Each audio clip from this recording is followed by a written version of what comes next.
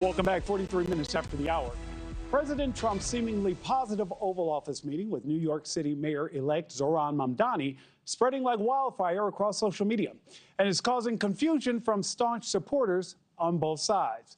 Both have previously shared harsh criticisms of one another, President Trump calling Mamdani a communist lunatic, and the soon-to-be mayor calling the president a fascist. NewsNation media contributor Steve Krakauer is here to help me break this down. Steve, this is a whole lot of love coming out of the Oval Office. It is. And I think it's interesting. And you try to step back sometimes in politics and think, what is exactly happening here? What are we witnessing and why is this happening? And I've tried to think about that over the weekend and bring it here to you. I think there's three things at play here. First of all, there is some policy agreement that we have here. Obviously, fascist and communist and socialist and things get thrown around, despot.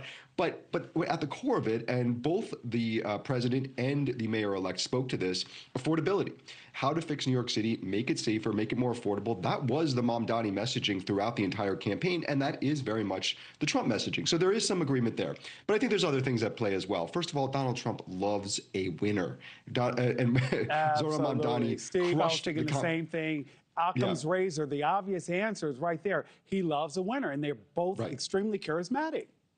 Yes. Another New Yorker, and he crushed the competition. And who was the competition? It was the establishment, a very different establishment that Donald Trump was up against in 2016. But there's a reason why Chuck Schumer did not endorse Zohran Mamdani, why Hakeem Jeffries was kind of, tiptoed his way towards an endorsement. He was against the establishment, Zohran Mamdani, and it worked to his advantage. And I think Donald Trump really has great respect for that as well. So and the other thing I would just point out, why does Donald Trump go to UFC shortly after winning the election? It's because that's where the juice is in the culture. And I do think that Donald Trump, more than many people in general, but certainly people in politics, understands where the juice is. Where is the culture looking?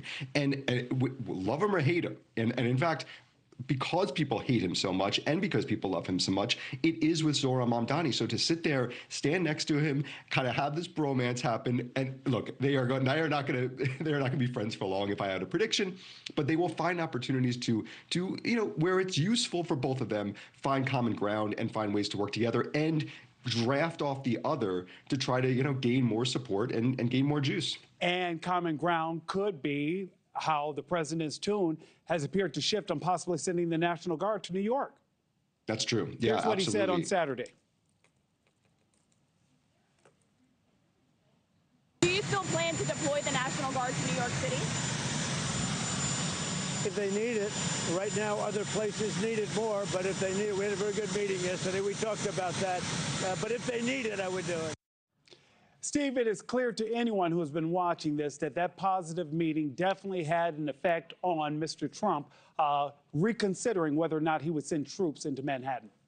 It certainly seems that way. And I think that if, again, Zohran Mamdani, you have to understand he is smart. He ran against Andrew Cuomo, who ran a terrible campaign, both in the primary and in the general. This is someone who understands the way to kind of navigate the current culture. And we don't know exactly what was said behind the scenes. We saw only what was said in front of the camera, but there were certainly indications in what we saw about the conversation they had behind the scenes. And I think that one of those things that they found common ground on was the idea of Zohran Mamdani saying, we're going to keep Jessica Tisch, who's the NYPD commissioner, who Donald Trump knows and knows the family. I really like her. She seems great.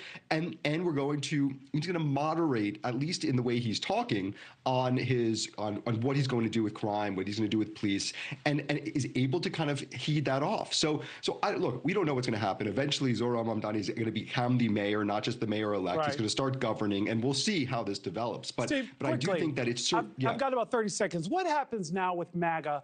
If Mr. Trump is the face of MAGA and Mr. Trump now loves and embraces Zohran Mamdani, do they also do the same now?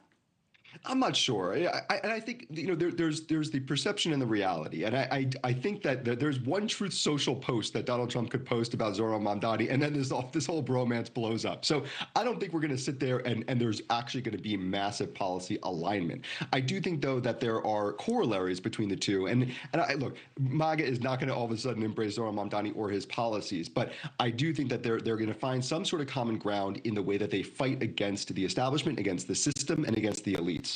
Thank you for watching. Subscribe below and download our NewsNation app right now on your phone, and you will get fact-based, unbiased news for all Americans.